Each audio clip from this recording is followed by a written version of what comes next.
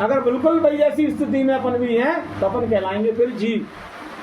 तो ये जीव कब बनता है, कब तक जीव रहता है मनुष्य कि जब लगी बसत जीव मन माही। जब तक मनुष्य मन के अधीन होकर जीवन को जीता है तब तक वो मनुष्य नहीं, वो सामान्य मनुष्य जीव कहलाता है। फिर तब लगी प्रभु प्रताप और रविनाई, तब तक वो राम नाम रूपी सूर्य उदय नहीं होगा, तब तक वो जीव ही रहेगा। जब लगी बसत जीव मन माई, तब लगी प्रभु प्रताप रविनाई।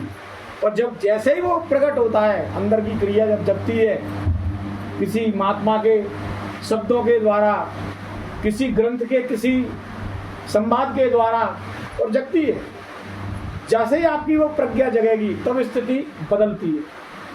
तब एक नया जागरण, एक नया सवेरा, एक नया जन्म। दो जन्म तो हमारे आपके भी हैं, दो जन्म हमारे और आपके भी हैं। एक जन्म माँ के गर्भ से हुआ और दूसरा जन्म गुरु की वाणी से हुआ। गुरु के यहाँ जाते हैं तो दूसरा जन्म होता है, गुरु के यहाँ जाएंगे दूसरा जन्म होगा। कैसे दूसरा जन्म होगा? पुराना लिबास उतार देते हैं वो। जैसे गर्भ से जेर से गर्भ ढका रहता है, ऐसे ही जो आपका ऊपरी आवरण जो आपने बना के रखा है माया का, कामनाओं का, अज्ञानता का, वो सारा आवरण गुरु के यहाँ जैसे गए तो उसको उतार देती हैं और उतार के एक नया जन्म होता है। और नया जन्म होने के बाद फिर गुरु, बच्चा पैदा हो गया तो बच्चे का नामकरण संस्कार अपन करते हैं कि नहीं करते हैं? करते हैं ना, नाम करते हैं उसका। तो गुरु जब दीक्षा की स्थिति में जब कोई शिष्य पहुंचता है तो पहले उसको पंचगव्य स्नान कराया जाता है। ये स्नान नहीं है, ये संसार का जो मलमूत्र था, जो संसार के जो गंदगी थी, वैचारिक गंदगी, वो सब उनकी शरणागत में जाती हैं तो वे अपने आप पहले उसको साफ करती हैं और साफ करने के बाद उसका मुंडन करते हैं, सब क्लियर, तब जाके वो एक नामकरण संस्कार होता है। तो गुरु परंपरा में शिष्यों को नाम दिया जाता है नया। अपने घर में चाहे कोई भी नाम रहा हो, लेकिन जब वो शिष्य गुरु से जुड़ेगा, परंपरा से जुड़ेगा, उसका 100% नामकरण संस्कार होगा।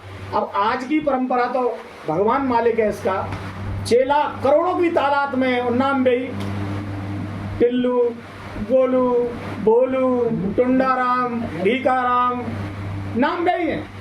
इसका मतलब परंपरा से नहीं जुड़े, हम केवल भीड़ से जुड़े, हम केवल आकर्षण से जुड़े, हम केवल तमाशे से जुड़े, परंपरा से नहीं जुड़े। और गलती से भी अगर एक बार हम परंपरा से जुड़ गए तो हमारा नया जन्म, वहाँ नया नाम मिलता है और सहज नहीं मिलता। ये नाम सहज मिलता ही नहीं है। आप लगते रहोगे, अक्सर अगर करे जो कोई 2 दिना राम कहे, 3 दिना राम कहे, जैसे काम चलने वाला है। अरे एक दिना रोटी खाए, दूसरे दिना फिर खानी है। संजय को सवेरे खाई, सवेरे शाम को फिर खानी है। सुबह खा के जब शाम को खाने की इच्छा जग जाती है, जो खाली हो जाता है, तो सोचो अंतर्मन कितना खाली है अभी राम नाम के बिना। तो ये तो अनवरत चलना चाहिए निरंतर, तब जाके वो क्रिया अंदर की क्रिएट होगी। तो भगवान योगेश्वर श्री कृष्ण ने अर्जुन को फिर रास्ते दिखाए। उसने कहा, प्रभु मैं आपकी शरणागत हूँ, अगर आप मुझे अपना शिष्य मानते हैं तो मुझ पर कृपा करें। तो ऐसी कृपा करें जिससे मेरा अज्ञान रूपी जो मोह है ये नष्ट हो जाए और मुझे स्मृति प्राप्त हो। स्मृति माने जो मैं हूँ, अभी मैं जो हूँ वो जानता नहीं हूँ, और जो जानता हूँ वो मैं हूँ नहीं। कितनी बड़ी बात है। बोलो, कल शाम को एक बात हमने कही थी ना,